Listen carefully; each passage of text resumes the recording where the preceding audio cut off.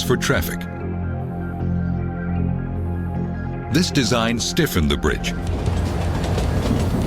It solved a potential problem and added capacity. But for the builders, the design raised the stakes. Now they had to build the largest double-decker suspension bridge in history, with no extra time to do it.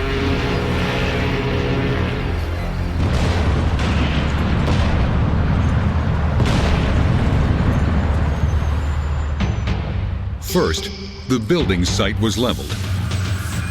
The next step, build two mighty bridge towers to shoulder the enormous weight of the fully loaded structure. They went up like skyscrapers, each more than 60 stories tall.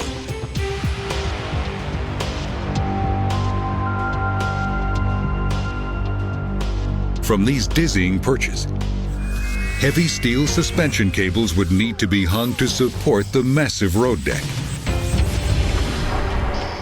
But the giant cables needed to be 3 feet in diameter, and each weighed 15,000 tons. Because of their massive weight, the cables could not simply be assembled on the ground and then hoisted into place. Instead, bridge builders used an ingenious but risky technique. They built the massive cables in the air.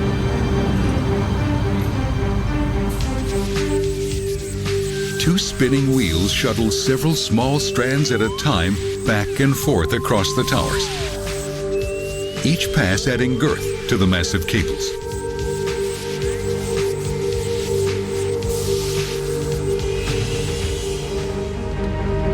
Once the cables were secured in place, workers could tackle the final and most dangerous part of the job: installing the huge bridge decks. Each prefabricated section weighed 1,000 tons and had to be hoisted from a barge on the water, 200 feet straight up. Starting at the center and working out toward the towers, builders painstakingly raised each deck section into place. Finally, 5 years after the project began, the bridge was complete.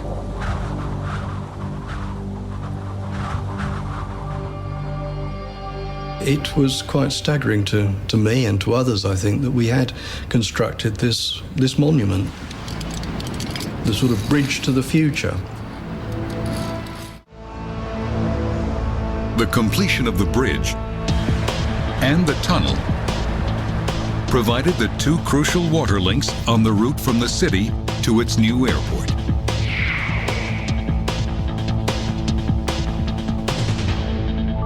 But those two links needed to be connected to each other.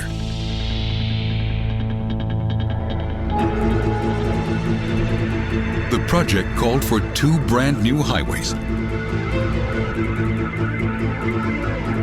The first, the Kwaichung Expressway, would take traffic from the tunnel 6 miles down the coast all the way to the new bridge.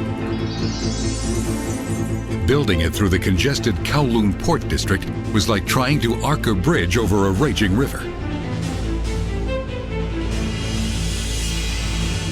To keep the port open and traffic moving, builders were forced to construct the new highway over an existing 15 lanes of traffic. And that wasn't all. To minimize traffic slowdowns, the construction crews could only work at night.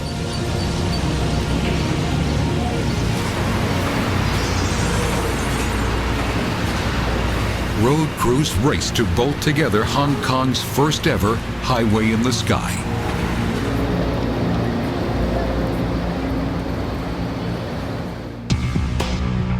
Meanwhile, the other highway, the final link in the chain, was also under construction.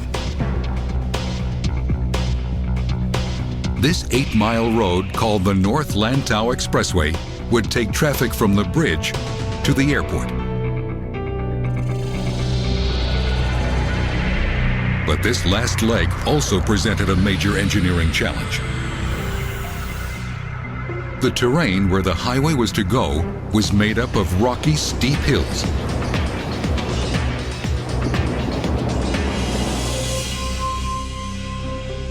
So engineers came up with a novel solution. They decided to extend the coastline out into the bay by more than a half mile. The highway, rail, and the airport's power lines would travel over this newly created level corridor.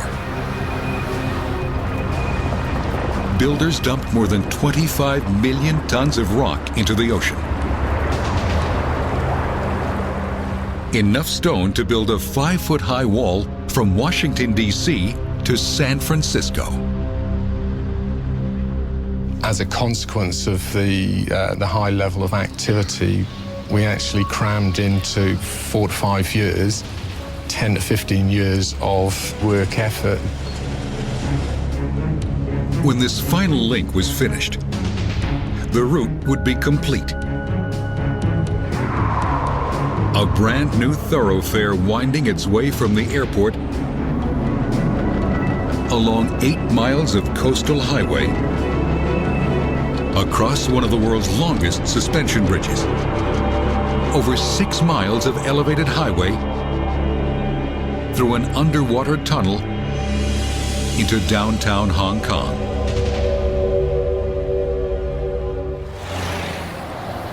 And yet, it wouldn't be enough. The new route would be great for cars and trucks,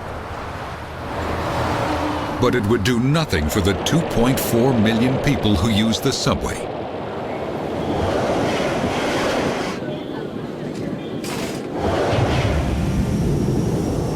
So engineers decided to add an ultra-high-speed rail line. It was an historic first. Anywhere else in the world, you will find that the railway has been fitted in afterwards. So we had an opportunity to design a railway in conjunction with the design of the airport itself. The new Airport Express would need a 15-acre station downtown. Hong Kong didn't have 15 feet. Planners were not to be denied.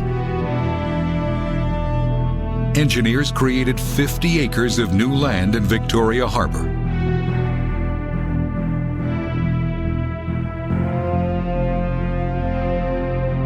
In only 2 years, the new station rose out of the ground.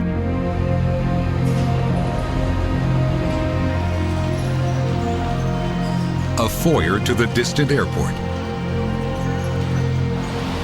Here, passengers could gather, check their bags onto their flights, and settle in for a 20-minute ride. Beneath the harbor, across the bridges,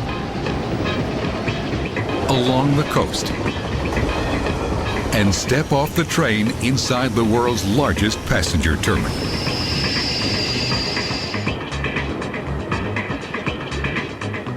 There was just one problem. There was still no passenger terminal. With only 2 years left on the ticking clock, construction finally began on the terminal complex. The plan called for the largest enclosed space in the world, more than a mile long.